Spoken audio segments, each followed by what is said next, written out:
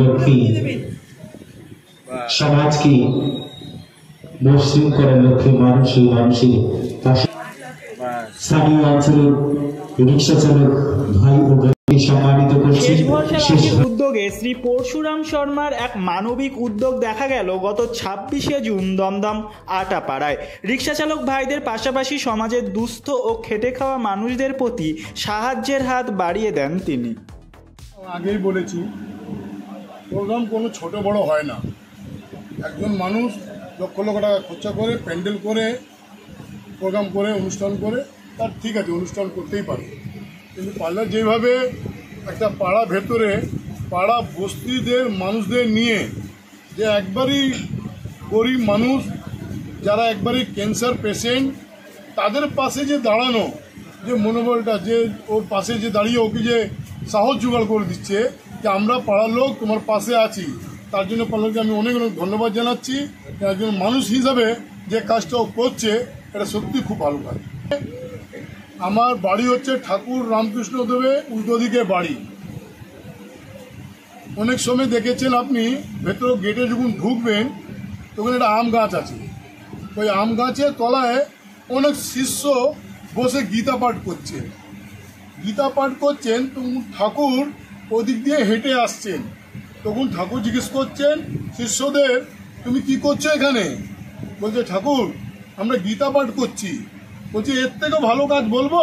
বলে এর থেকে ভালো কাজ কি হয়? বলে হ্যাঁ, এর থেকে ভালো কাজ হচ্ছে মঠ থেকে বেরিয়ে মানুষের সেবা করো। আমরা এরকম ধরনের একটা প্রোগ্রাম করি, তাই সেদিনটা আজকে সেই প্রোগ্রামটা আমরা করেছি। তো আমাদের কাজ হচ্ছে রিক্সা চালককে একটা ছোট্ট উপহার দেওয়া, সেটা বড় জিনিস নয়। বড় জিনিস হলো যে আমরা রিক্সা চালককে দেখেছি, রিক্সা চালকের পাশে দাঁড়াতে পেরেছি। তার কারণ আমার যখন সন্তানকে আমি ওই রিক্সা করেই স্কুলে নিয়ে যাই, তখন আমি দেখি আমার হাতে ছাতা নেই। তখন আমি দাদাকে বলি, দাদা আমার তো ছাতা আনিনি।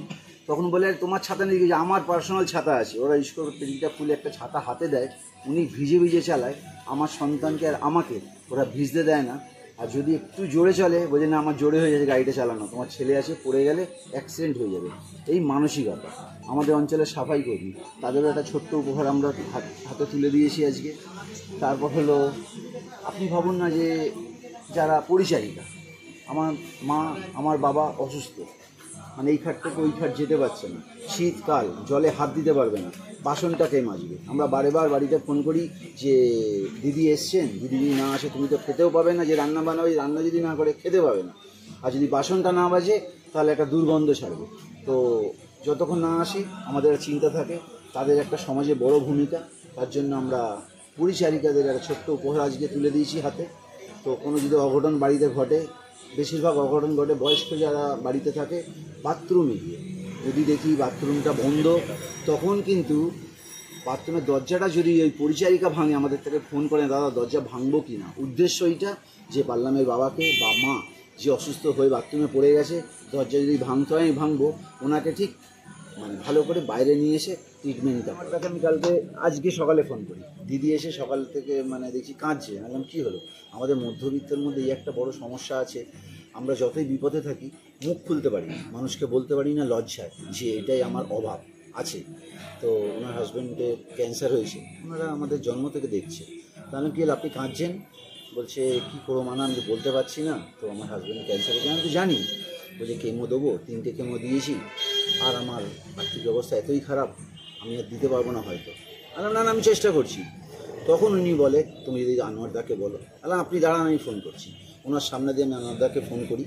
আনোয়ারদা এক কথায় বলে আমি কালকে যাব, ওনাকে আসতে বলবে, যাবতীয় খরচা আমি দেবো। লাঠি আমরা সারা বছর নানান সামাজিক উদ্যোগ গ্রহণ করে থাকি এই অঞ্চলের বিভিন্ন মানুষের পাশে দাঁড়ানোর লক্ষ্যে। কখনো বালাজি হনুমান মন্দির কমিটির পক্ষ থেকে পাল্লামদার উদ্যোগে, কখনো শেষ ভরসা লাঠির ঠিক আজকের এই হেন প্রোগ্রামের মধ্য দিয়ে। আর যেমন স্থানীয় রিক্সা চালক দাদারা রয়েছেন যারা আর্থিকভাবে এই অঞ্চলে পিছিয়ে পড়া বেশ কিছু মানুষ, তাদেরকে নানাবিধ উপহার তুলে দিয়ে, এবং আমাদের এই অঞ্চলে একজন মানুষ যিনি ক্যান্সার আক্রান্ত পেশেন্ট, তার হাতে আর্থিক সাহায্য যতটা পারা যায় আমাদের পক্ষ থেকে উপহার তুলে দিয়েছিলেন। আনোয়ার খান সাহেব উপস্থিত ছিলেন আমাদের স্থানীয় অঞ্চলের আরও বেশ কিছু অতিথিরা আজকের এই অনুষ্ঠানটাকে যেভাবে সাফল্যমণ্ডিত করে তুলেছেন, এই অঞ্চলে প্রত্যেকটা মানুষ যেভাবে আমাদের বিভিন্ন সময় সহযোগিতার হাত বাড়িয়ে দেয় আমাদের এই উদ্যোগকে সুন্দর করে তোলার জন্য, আপনাদের মাধ্যমে তাদের সকলকে আরও একবার আন্তরিক ধন্যবাদ জানাই।